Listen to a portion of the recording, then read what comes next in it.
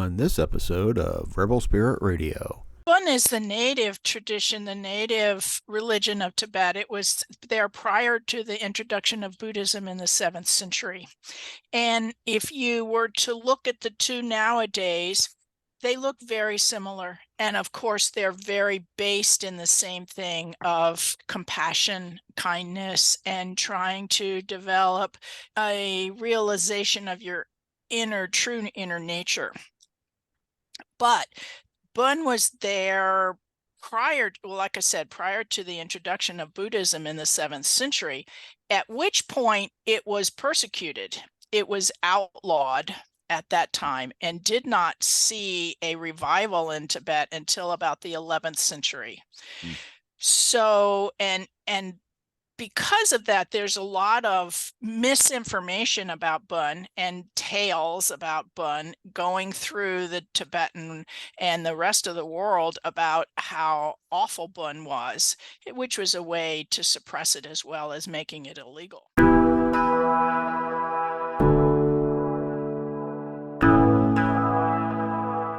Welcome to Rebel Spirit Radio, exploring the frontiers of spirituality, consciousness, the esoteric, and humanity's sacred relationship with the living earth. I'm your host, Nick Mather, and in this episode I am joined by authors Harvey Rice and Jackie Cole to discuss their book, Flight of the Bön Monks, War, Persecution, and the Salvation of Tibet's Oldest Religion. Jackie and Harvey share their experiences in Tibet and with the Bön community and discuss the riveting tale of the escape of 3 Bön monks at the time of the Chinese invasion of Tibet, and how they were able to save Tibet's indigenous tradition. Also, please be sure to like and subscribe to this podcast on whatever platform you use to listen to or view podcasts. Your support is truly appreciated. Harvey Rice and Jackie Cole are a husband and wife team. Rice spent 18 years as a reporter for the Houston Chronicle. Before joining the Chronicle, Rice worked at several other newspapers, including the Clarion Ledger in Jackson, Mississippi, and the Mexico City News, as well as United Press International in Mexico City, London, Miami, and Washington, D.C. Cole, a retired veterinarian, has studied Bön for over 2 decades and has many contacts in the worldwide Bön community. They join me today to discuss their book, Flight of the Bön Monks, War, Persecution, and the Salvation of Tibet's Oldest Religion. Harvey and Jackie, welcome to Rebel Spirit Radio. Thank you. It's a pleasure to be here. Nice to be here. Thank you. Yes, thank you. First things I wanted to say is congratulations on the book. Thank you. I finished reading it last night, and it was an excellent read. I'd even say it was something of a page turner. It's a very compelling story, an incredibly compelling story. And so very, very well done. I'm going to be recommending this book to everyone I know, I think. So the first question I have is about Bön, the Bön tradition. I thought we would start. Bön. Yeah, see, thank you. That's what I was going to say. And I even asked before we started recording, am I saying this right? So, okay. So Bön. I think most people equate Tibet with Buddhism, but Bön is the oldest tradition in Buddhism. And I don't know that much about it. So I thought I would ask you if you could talk a little bit about the Bön tradition.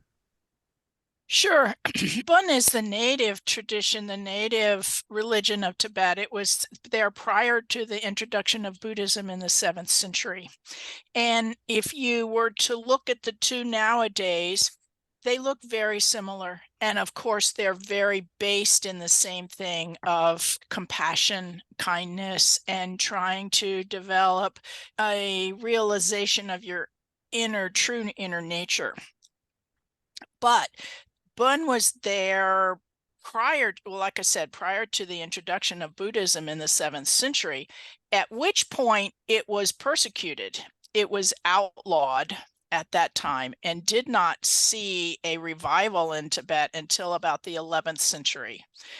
So, and because of that, there's a lot of misinformation about Bön and tales about Bön going through the Tibetan and the rest of the world about how awful Bön was, which was a way to suppress it as well as making it illegal.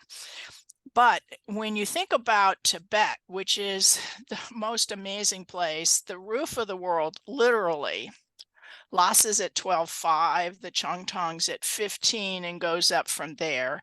It's an incredibly harsh environment. And so the people that live there are so dependent on the elements for everything, for their weather, for their crops, for their livelihoods, for even just being able to survive. And so their lives have become enmeshed with all of the spirits of the earth and the spirits of the mountains and the water and how they all interconnect and so forth. So Bön is the religion that is based in the elements and all of that. When Buddhism came in, it by tradition, not by tradition, but by the way all things meld when they meet each other, it melded into developing many of the kinds of things that Buddhism used to do, the prayer flags, the smoke offerings, all of that kind of stuff. All that came from Bön. Now, if you ask the Buddhists, they say Bön took it from them. But if you ask the Bumpos, Buddhism adopted it from Bön. So, but it is essentially a religion of kindness and compassion, and with all kinds of little side things that can be explored. Okay. How did you become interested in? Oh, that's an interesting story. I was just rocking along in my world when I had a dream one night about having a monk in my backyard with a big ceremony and so on and so forth. And when I woke up, it was so real. I never dreamed like that. It was so real and so alive and auspicious. I said, I better investigate this. So I went to the half-price bookstore and started looking at the books on the shelf, and I realized by the basis of the robes that the guy had on, he was a Tibetan monk. So I started reading and looking into Tibetan Buddhism. And it took me 2 or 3 years, but eventually I stumbled into the Bön tradition and connected with it because it was element based. My profession is as a veterinarian, but my avocation is the environment. I'm a gigantic tree hugger and an advocacy for preservation. So my soul connected with the connection that Bön has with the elements. So that's how I got there. And I've been studying for more than 20 years now. Okay. How about you, Harvey? Well, I am not a Bunpo. I am what I call myself a secular Buddhist. So I subscribe to all the tenets of Buddhism, but I do not go in for all the trappings and gods and all these other things.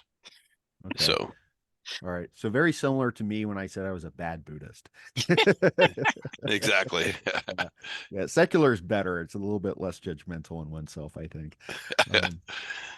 All right. So, one of the questions I wanted to ask, and maybe you can clarify this, because, I've got some interest in Tibetan Buddhism, Vajrayana, and I've even taught it a little bit in Introduction to Religion courses.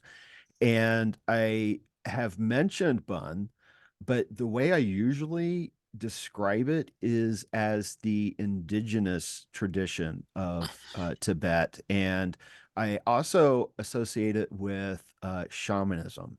But one of the things I noticed in the book was that Bön actually replaced the shamanistic traditions in Tibet. Is that correct? I would say that's one way of looking at it. The problem is what the definition of shamanism is. Yeah. And so if you look at shamanism as, I don't know how to define that. Right. Because everybody defines it differently. And so what Bön replaced was any sacrifices, the aversion to animal sacrifices, or I don't know that there was ever even people sacrifices or even thought about it, but they did replace animal sacrifices. Now, there's a lot of shamanism out there does not have anything to do with sacrifices. Right. And so it's difficult to say that it replaced shamanism, but it did replace more primitive sacrifice kind of rituals, that kind of thing. But it is indigenous, and Okay. so it has been, according to the Bön history, it's been there for 18,000 years. Right. And now it hasn't been in Tibet quite that long, but it has been there. Actually, it was in Shangshung before it was in Tibet, which is the ancient kingdom prior that Tibet was on the border of. Shangshung was actually a part of Tibet, but mostly more western than that. And then Tibet grew out of that, came up out of Shangshung. Okay. All right.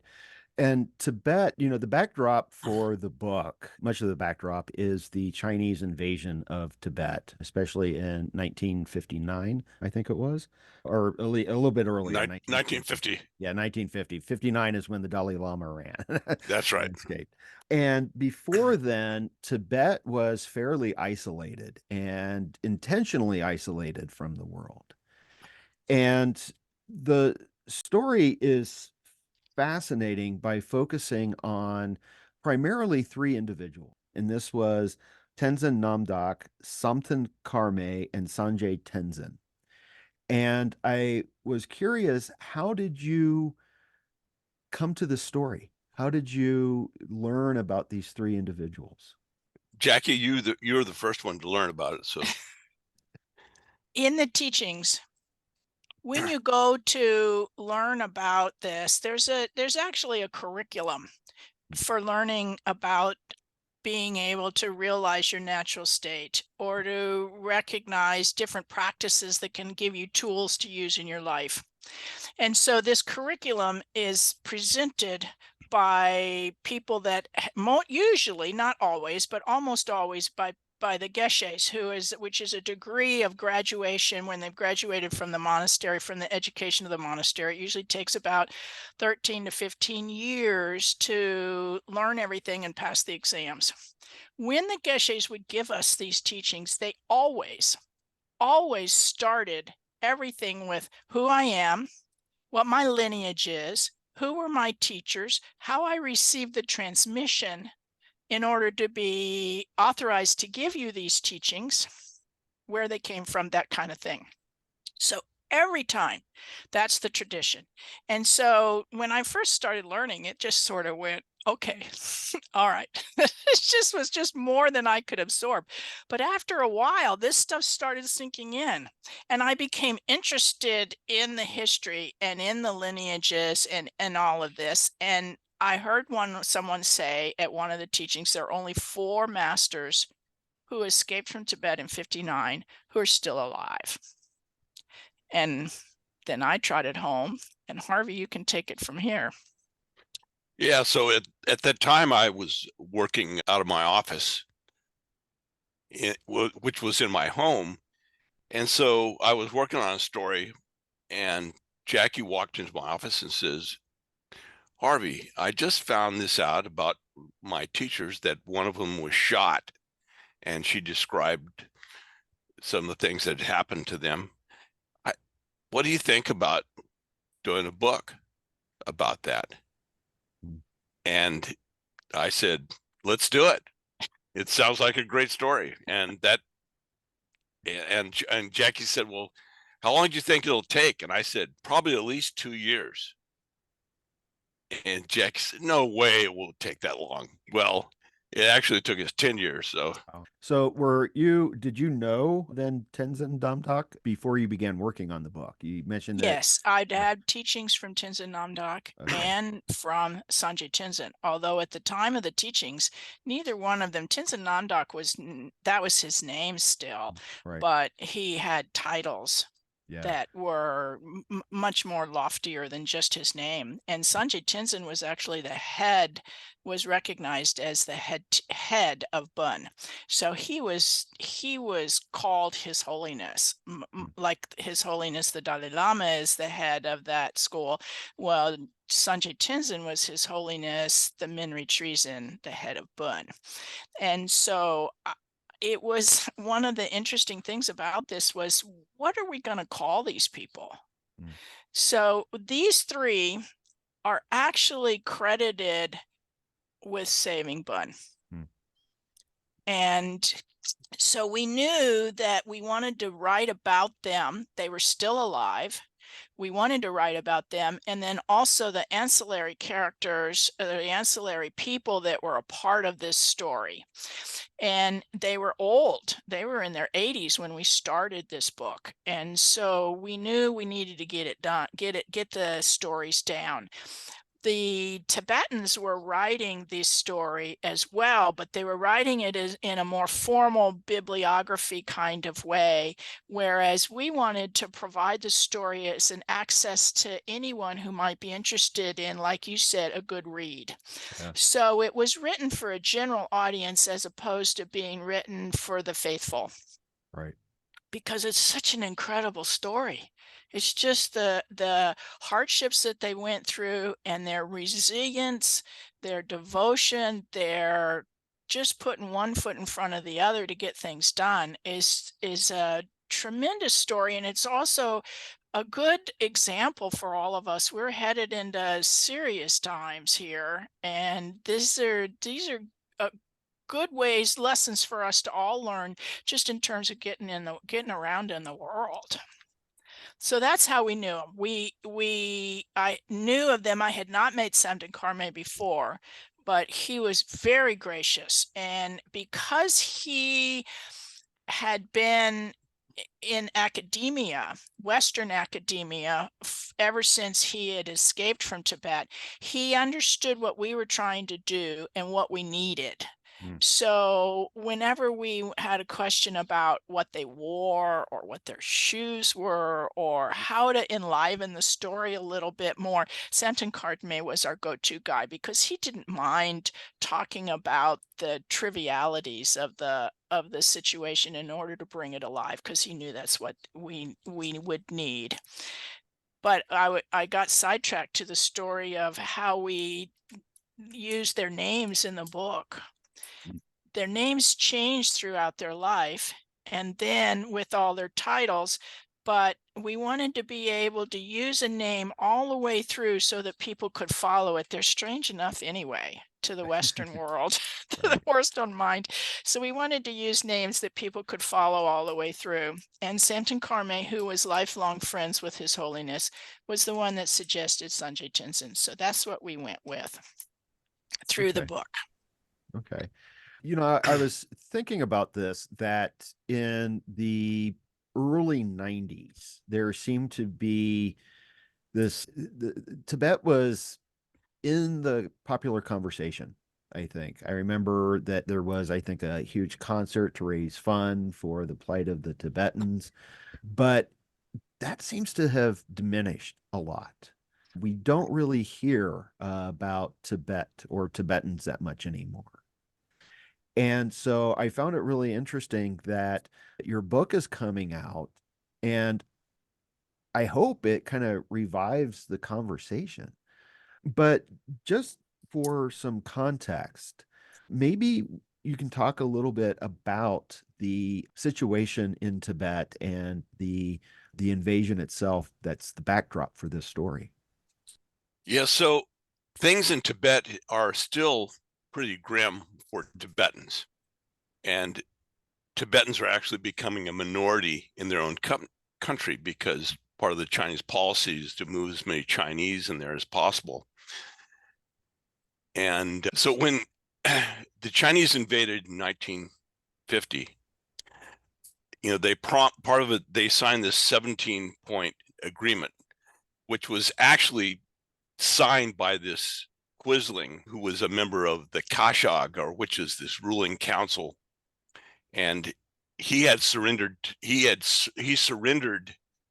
the army that was opposing the Chinese. He surrendered it despite the fact his generals wanted to fight, and they could have saved the army probably. He instead surrendered it and became a Chinese prisoner and became sort of allied with the Chinese. And so he signed this as a member of the ruling Kashig, he had the authority. He signed this treaty without the Dalai Lama's knowledge, and they committed. And so the Dalai Lama, by the time he got the treaty, it was sort of a fait accompli. And but he thought that, well, we'll go along with this because maybe we can get along with the Chinese and it won't be so bad. And so they had promised to respect religion there, and it's part of that agreement and the culture, but they never really intended to do that. And they came in at first being very friendly and giving out money, and the soldiers would actually go help harvest the crops and things like that. But that sort of ended, and by 19 with the there were I think from probably 56 on, they were fighting a full-fledged rebellion in eastern Tibet in the provinces of Kham and Amdo. It was terrible, fierce fighting, and by that time they were desecrating monasteries and torturing monks, raping nuns, and it was just terrible. And in one particular infamous incident, Chinese bombers came in and just obliterated one of the monasteries. So, and the Chinese made no distinction between Bön and Buddhism. I don't know if they even knew what Bön was, but they considered Buddhism as an enemy of socialism. So monks were considered enemies of socialism. And they did things like they threw a bunch of monks into a pit and then urinated on them and taunted them, saying, well, why don't you get your gods to help you fly out of the pit? And in another instance, they took an old monk and they made him walk around get on all fours like a horse, and they had a woman ride on him like a horse and pull his hair and made him eat grass. So terrible things like that. There are many, many other instances, and they've been documented by the United Nations, which did a report on, and they concluded that there was religious genocide going on in Tibet. So in today's Tibet, when we went to Tibet in 2014, and the oppression was just evident everywhere. There were military installations throughout Lhasa. They had these glass boxes, and there would be a guard standing inside and outside the front of each military installation. And downtown Lhasa, which is outside the Barkor. The Barkor is a very famous downtown area that surrounds the Jokong, which is the oldest temple in Tibet. And people make pilgrimage to Tibet to bow and and solicit good fortune from the gods outside of the Jokong. And because there had been so many immolations there, you have to go through a metal detector, and they confiscate any matches or lighters that you might have before you can go into the Barkor. And they had police installations about every 100 meters or so, all through the downtown area. So the police presence was very heavy. From there, we went to Minri Monastery, which is the original mother monastery of Bön, which is probably, how far would you say that was, Jackie? Maybe it's about a 3-hour drive. Yeah, so maybe 150 miles away. And it was on a mountain, and up until the 2000s or so, there was just a trail to go up there. You had to take a donkey or horse or walk up to the monastery.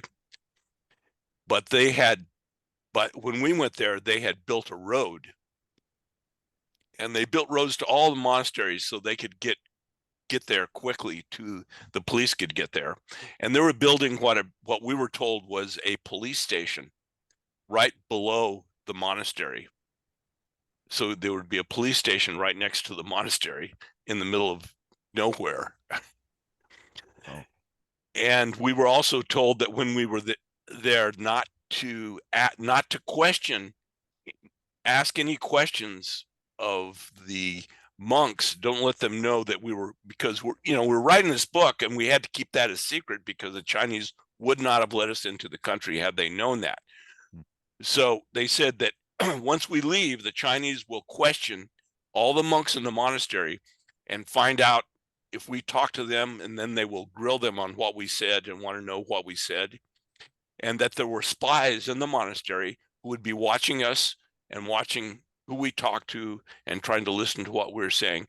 So we had to be very careful not to say anything that would get any of the monks there in trouble or tip off the fact that we were there doing research for a book. We were there on a pilgrimage. Yeah. So Right. it was an interesting part of what your question was in terms of the difference in when Tibet is in the news, and that part of that is to do with the fact that there was this huge crackdown in Tibet and it was closed until the 80s. Right. And then they allowed people to come in and visit. There was a relaxation of the oppression, and they allowed people to come in and visit. And I think that was one of the things that caused a lot more of the news to come out. The other thing that happened is that at that stage of the game, which was not quite 20 years after a little more than 20 years after the diaspora had begun, people continued to try to get out and did get out of Tibet and all along then. But at that point, the monasteries had rebuilt and had graduated new geshes, and they were out into the world, mostly in the Western world, teaching people. And so there was new contact all through the world into what Tibetan Buddhism was. And I think that helped also. Then I think there were some movies made and so on and so forth. One of the reasons we had trouble with our book getting a publisher interested in it is because it had been so long since Tibet was in the news that they were afraid it was too small a niche. And so we want to make sure that everybody knows about the book, that it's not a niche book, and that hopefully it will bring attention back to the Tibetan cause. Yeah, I heard about some of the immolations several years ago, and I think you quoted that there has been something like 157 within almost like a decade or something like that. Oh, it's terrible. It's Yeah. terrible. And that's one of the other things that happened, is that the crackdown on the Tibetans has come up in sort of in waves like this, and it eased up a little bit in the 80s, and then it got bad again. There was some rebellion within Tibet, and then it got really bad again. And then the immolations started, which caused an even greater crackdown on everything. So they're very oppressive. I know I have friends in the Sangha that went over in the 80s for a visit. They came home with these most beautiful photographs of places, but also of people. And yet when we went in 2014, I couldn't take a picture of a Tibetan. There was no one that would face me. Wow. And I wouldn't take a picture, without asking, because it just didn't feel right to me to do that. And there was nobody that wanted a picture made because they didn't know what was going to be done with it. That's how bad it is. No photographs. Wow. Well, and it seems that with China becoming very dominant internationally, I mean, it's always been a powerhouse, that there is this risk of Tibet being forgotten. I when I teach this, I always, I mentioned the oppression and the torture and some of the things like that. But I'll tell students, it's like, and this is going to get into some of the history, because the United States at one point supported Tibet. Sort And of. yeah, well, and I wanted to talk about this because there was, and this is, my backyard essentially. I know that the CIA got involved and had been training some of the Tibetans in something like guerrilla warfare. And they did that here in Colorado because the Rockies were the closest approximation that they could get to the Tibetan plateau. And my understanding, and I could be wrong about this, was it was in the 1970s, in particular, Kissinger and Nixon, that they wanted to open the door to China for trade. And one of the conditions of that was that the U.S. could not support Tibet any longer. And then I always kind of turn it to students. It's like, so when you see something that you buy at Walmart that says made in China, you know, never forget that there's oppression behind all of that. Yes, indeed. Camp Hale is just south of Denver. Mhm. It's an interesting place to visit. It was used as a training ground, not just for the Tibetans, but for the mountain divisions for training in World War II. Mm. And then once that closed up, the CIA used it for training the Tibetans. And they picked these Tibetans to be able to go back in and do guerrilla warfare. The Tibetans didn't understand guerrilla warfare very much. And number one, and number two, it was never. It was a it it it was a support of Tibet in name only. Mm. And we were able to interview some of the people from the CIA that were in the program, and even they, towards the end, began to realize that it was support for Tibet in name only, and were disgusted with the program and the results of it. What happened is that they used the Tibetans in order to gain information on China and to harass them covertly, so that they weren't involved, but they could use the Tibetans to do that. It was never enough nor strategic enough to make a difference. And it's really a sad commentary on our history, and also was a time when the Tibetans had a lot of hope, Mm. and it was futility for them. Mm. Yeah, my understanding is that no nation recognizes the Tibetan government in exile, mostly because of China. Yes. Yes. Mm. Yeah. Yeah, and what do you think because, Jackie, you had mentioned something about how this is all relevant. And I see this relevant not just for the Tibetans in that situation, but we also have other situations around the world where we see powers coming in and committing things like cultural, religious genocide and just flat out genocide sometimes. So, what are the lessons and what do you think the future holds for Tibet? Wow. I know, I'm not putting you on the spot or anything, right? I don't, Well, go ahead, Harvey. given the conditions, the world conditions right now, it's hard to see anything changing for Tibet right now. I can't see any nations recognizing Tibet right now unless something, because people don't want to offend China. It's a huge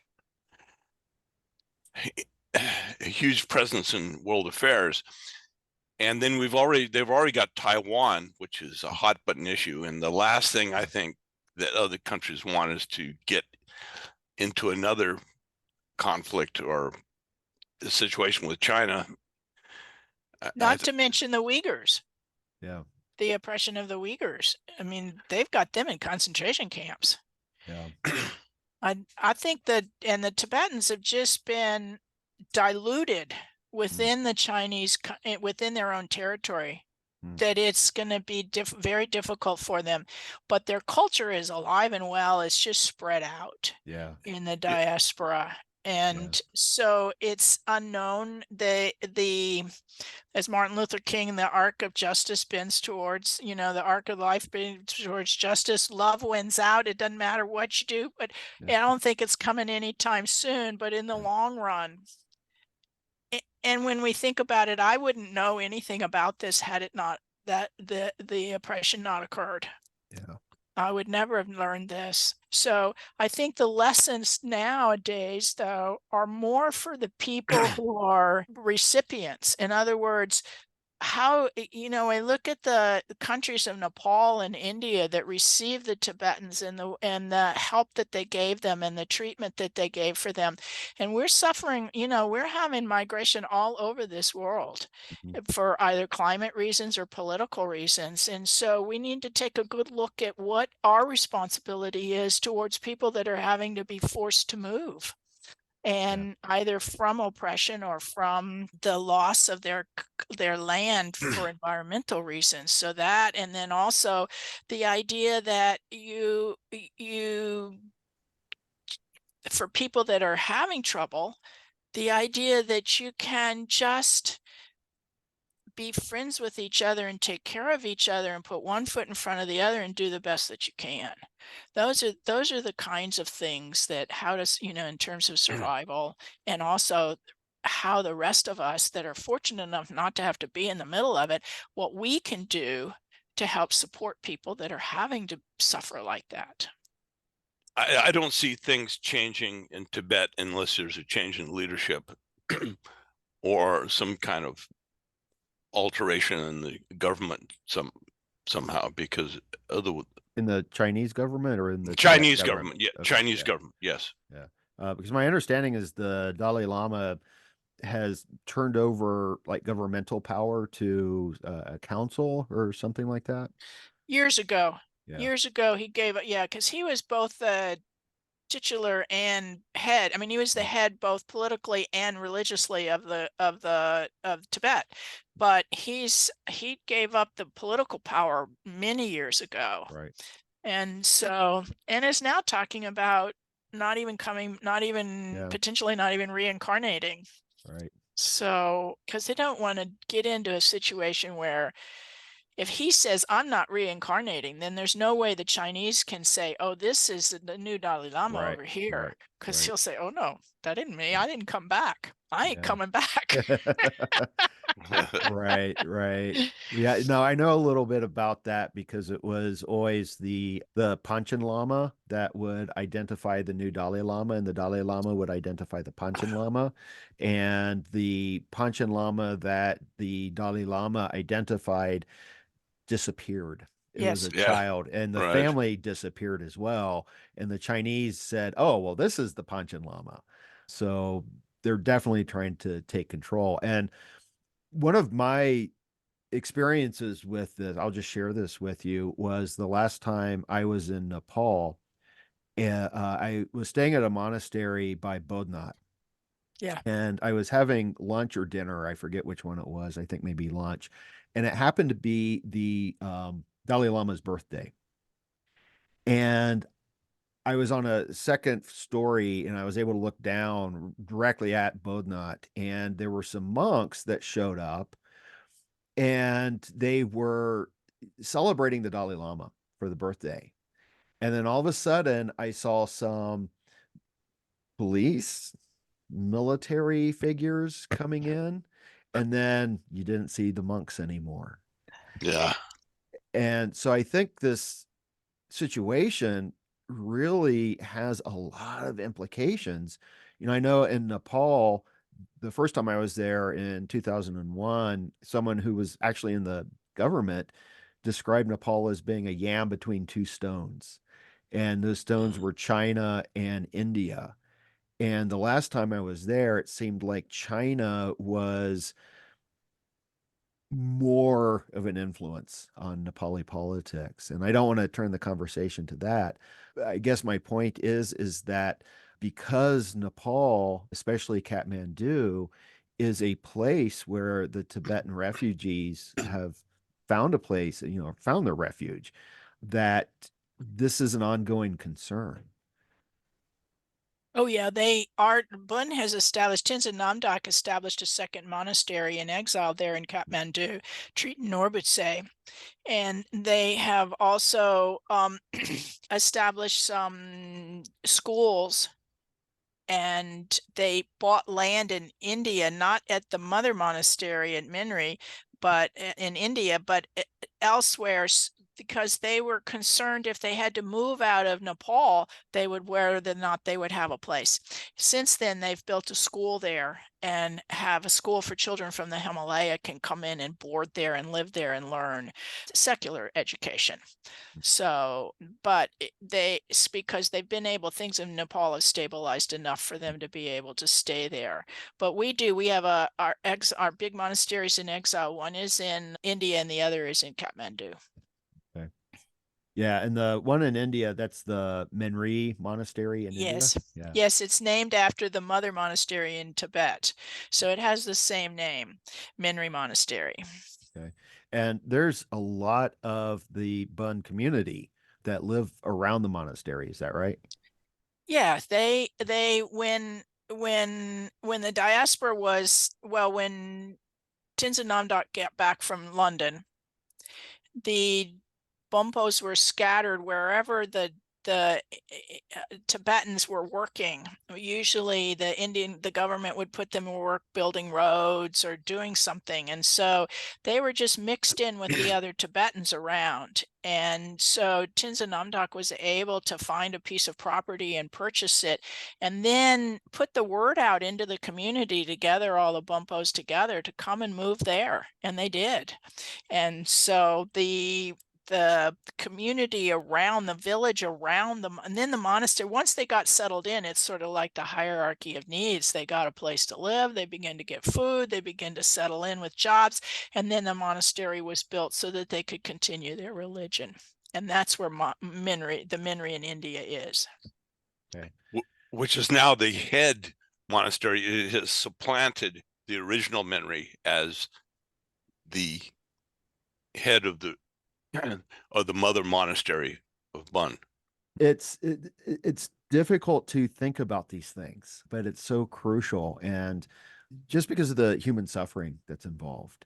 But I know that and this alludes to something that I think, Jackie, you had mentioned, that I've heard that the Dalai Lama at one point said that, well, if it hadn't been for the Chinese invasion, that Tibetan Buddhism really would not have spread out into the world.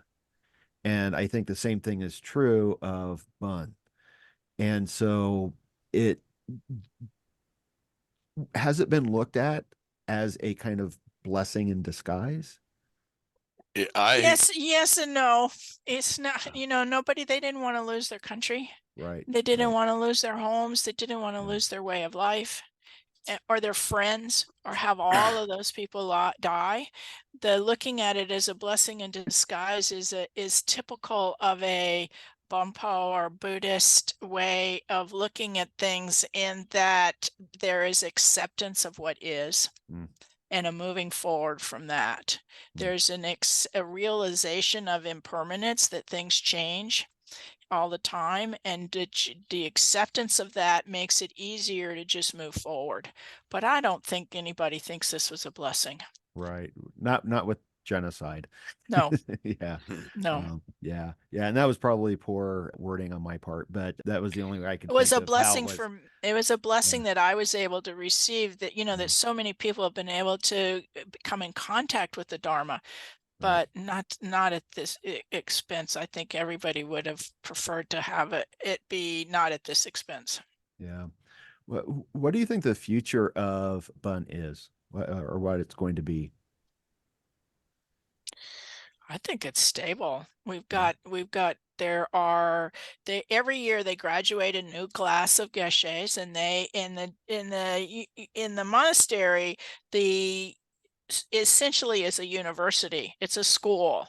And so once you go and you graduate, then unless you stay in administration or to teach, then you're expected to go out into the world, whatever that means. And so we have many people who are out making their way in the world and being a connection to other people to learn about Bön. And so there are Bön centers, although they're small, there are Bön centers in almost every country. So I don't know that it'll ever be thriving. We're not a proselytizing religion. So I don't know I shouldn't say thriving. I don't know how big it'd ever get. but it's because we're not proselytizing, but and everybody is attracted to it, or they find something else that fits them better. Mm. So, but I think it's going to be okay. We recently, 2 years ago, or 2017, His Holiness Sanjay Tenzin, His Holiness, passed away. Mm. And unlike the tradition of reincarnation in Bön, the new head person is picked by lot. Mm. They consider the protectors to be the choosers of the new head person, so that the changeover is very smooth and is accepted and working right away. So you're not years and years and years of debate over whether the right person was picked as the reincarnate and them learning the tradition and so on and so forth. There's a very smooth transition from one leader to the next. And that's one of the advantages of the tradition that Bön has in terms of succession, and has been made it very easy for us to have a new leader of the tradition since His Holiness passed. Okay.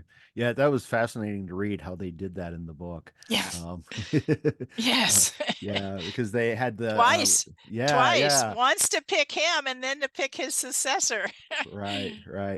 Well, and it seems that it was very fortuitous that these three individuals who had such a deep and profound knowledge and training in the Bön tradition were able to escape Tibet and bring this to the rest of the world. Because if they hadn't survived, I don't know that the tradition would have survived. I think that's true. Harvey, wouldn't you say, based on what you know? Yes, I think so. That's what the Bunpos believe. It might have survived in a very diminished form, but yes, I think that's true. Little pockets of it here and there. The Buddhism and the different schools of Buddhism and Bön are almost what you might think of as tribal. They're, like a village will be all Bön, or an area will be all Bön, or an area will be all Kagju, or whatever. So there was pockets of Bön outside of Tibet in the Nepal area in Dolpo, but it's very poor and very small. And it's actually been the revival of Bön in the West that has provided the resources to allow the Dolpo area to reinvigorate their Bön tradition in terms of libraries and teachers and so on and so forth. Yeah. Now, I know that I don't know if it was all three, but at least a couple of folks you're writing about, they were able to bring text with them. As they left Tibet, they were carrying some of the Bön text with them. Have they been able to, especially like in that period where China kind of lessened the oppression, were they able to maybe go back and retrieve more texts? Harvey, Yeah, they weren't able to go back in Tibet to do that, but because Dolpo at one time was part of Tibet, and Nepal, there was a war with Tibet in the 18th century and Nepal invaded Tibet and annexed part of Tibetan territory, and that is now what is Dolpo. But it's very high, mountainous, isolated area, and the people up there, most of them don't even speak Nepalese; they speak Tibetan. At least they did I don't know about now, but in the 50s, in the period where the book is that we write about in the book. And so there were monasteries up there, and after they escaped from Tibet, Sangye Tenzin went up there, and he went to monasteries there, and he was able to find a lot of text in those monasteries to reassemble the canon. And so but the answer is he never went back to Tibet to get any. Okay. He was able to find it in Nepal. Okay. Well, he did go back to Tibet in the 80s, but not Yeah, right. not Not for to not to text. hunt for text. Okay. They had That's correct. completed the canon by then. It was this is an interesting part of the book, is that we are our three major characters. The one was the two, Sanjay Tenzin and Samten Karme, were best friends, had been best friends were best friends their entire life, but they grew up together in a nearby village and went to school together in Amdo. And then when they graduated from there with Ageshe, they traveled together to Lhasa. And they did it for three reasons actually. One was for an adventure, and the other was to get away from the Chinese, because over there in Amdo, they were closer to the Chinese than they were down in Lhasa. And the third was to go to school, to graduate school. Essentially, they went to graduate school. And so they traveled to Lhasa and got themselves enrolled in Deprong, which is one of the largest monasteries in all of Tibet there. The And largest. the largest monastery in all of Tibet there. And so they were there in graduate school. And so they were there when the revolt began in Lhasa, and the battle for Lhasa began, and were able to look. Deprung sits about 5 kilometers outside of Lhasa up on the mountain, and you can look from Deprung down onto Lhasa. So they were there in the monastery watching this bombardment of Lhasa happen. They didn't know that the Dalai Lama had already left when the Chinese started bombing and strafing Lhasa. And so they just climbed up over the mountain behind Deprong and started walking out of Tibet. They said, we got to get out of here. And off they went. And so they ended up, that began their journey to get out of Tibet. But when they left Deprong, they packed up some books, and then, but mostly they ended up rendezvousing at a Bön monastery down the road called Yungdrung Ling. And when they left Yungdrung Ling is when they packed up a lot of books. And their companions were just, Sanjay Tenzin was the one that was packing up the books, and their companions just went, we got to get out of here. What are you doing? Loading up books. And he said, we're taking books. Yeah. And it turned out it was really an important part of the story, was to take the books out. And then he and Samten Karme began a printing press, a printing business, trying to reprint these books and having them be available in exile. Okay. Yeah. And Sanjay, he was the one that became the Western scholar, right? Samten Karme. Oh, Samten. Samten Okay. Karme. Sorry. All Yeah. right. Yes. Sanjay Thank you. Tenzin became His Holiness, got picked. Okay. All right. Right. You're going to be it, the head Yeah. honcho. Right. But yeah, Samten, along with, was it David Snellgrove, Yes. in England, they wrote the very first book on Bun for the West. Actually, Tenzin Namdok and Samten Karme. Okay. Sorry. Thank you. Not Samten Karme. Okay. Tenzin Namdok and David Snellgrove wrote the book. Okay. All right. The first Western book on Bun. Okay. And that's how the three of them, and please correct me, but that's how the three of them kind of came together, was through David Snellgrove, right? Yes. And he had money from a Rockefeller scholarship, if I remember right. Okay. Yes. He had money from a Rockefeller grant, and he brought them to London, and they spent 3 years there. It was it changed their lives, and it changed the progress of Bun. I don't think we'd be where we are without that. Yeah. Snellgrove is a very respected scholar in the field. I've come across his name many times. Yes. Yeah. So I know that we are running out of time here, but I wanted to ask you just a couple of more questions, if that's okay. Sure. The first question is, in regards to the Tibetans and Bun in particular, are you familiar with any organizations that, if someone who's listening to this or reads the book and thinks, I want to help somehow or help make donations or anything, are there organizations that you're familiar with that people could donate to? I know that there was the International Campaign for Tibet, but I wanted to see what you were aware of. There's so many that it's hard to list one or two. In Okay. terms of the Buddhism in Tibet, then you've got the International Campaign for Tibet, Students for Free Tibet, Tibet House was founded for the Dalai Lama, and then any number of organizations that are associated with the individual schools of Tibet.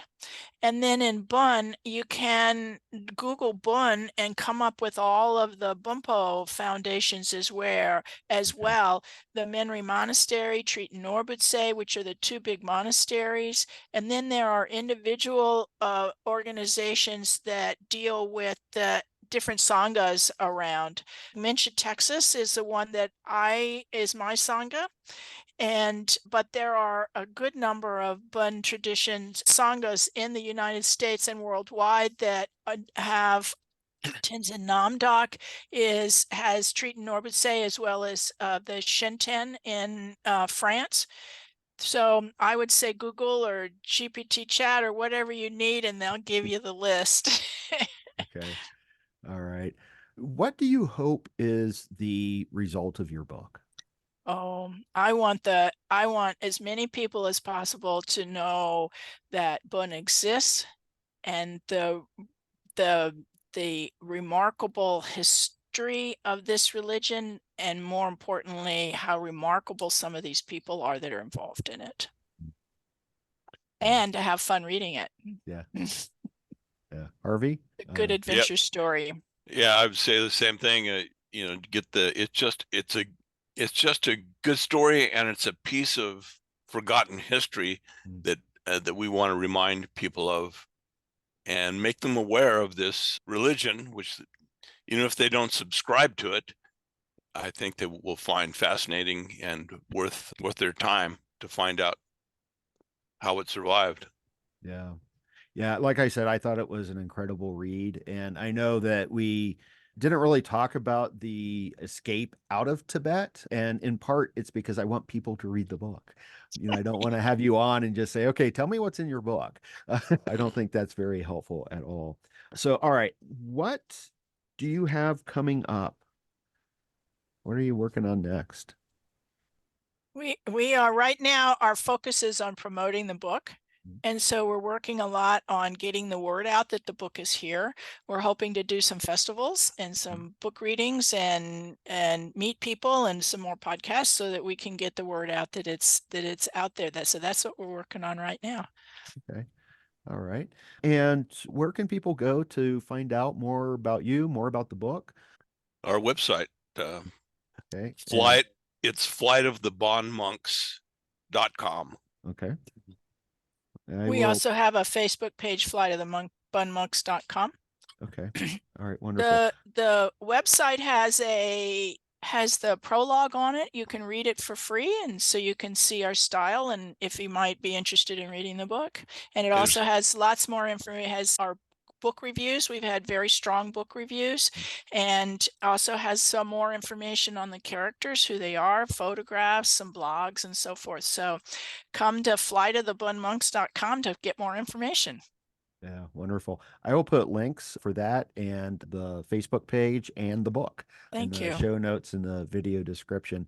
And I do highly encourage people to read the book. It was a fun read. It was exciting. Like I said, it was kind of a page turner. Yeah, highly, highly, highly recommend it. And it's all true. Yeah.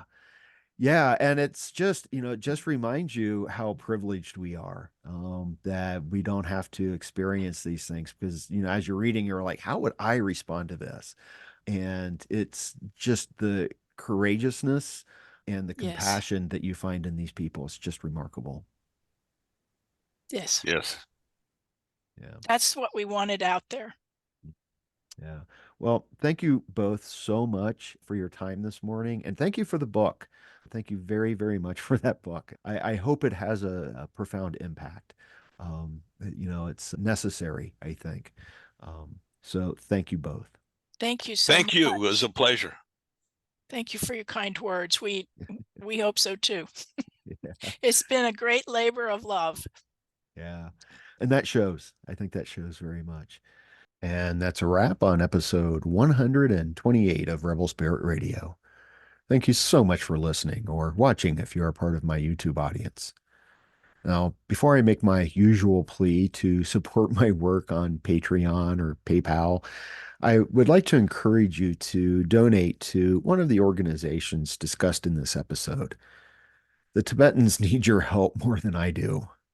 While I'd like to make a living from this podcast, I recognize how good I have it. My home has not been stolen from me. I am not persecuted for my spiritual or religious beliefs, and no one is trying to eradicate them. No one I know is in such a desperate situation that they feel compelled to turn to self-immolation. Giving money or time to the Tibetan cause is of the good. If nothing else, educate yourself on the situation. Jackie and Harvey's book is an excellent place to start. My personal mission, and I suppose the mission of this podcast, is to contribute to the common good and the healing of all Earth communities. Sharing this with friends, family members, or even coworkers is incredibly helpful. You can help me grow my audience so that information like what was in this episode can reach a much larger audience. If you would like to join my Patreon to help me in my work, that's awesome. And I'll be forever grateful. Well, what I really want to encourage you to do is contribute to wherever you can do the most good, whether that's contributing time, money, or sharing information. That's the heart of a rebel spirit. I'm Nick Mather, and you've been listening to or watching Rebel Spirit Radio. Until next time, may you be in peace, may you flourish in all possible ways, and may you continue to nurture your rebel spirit.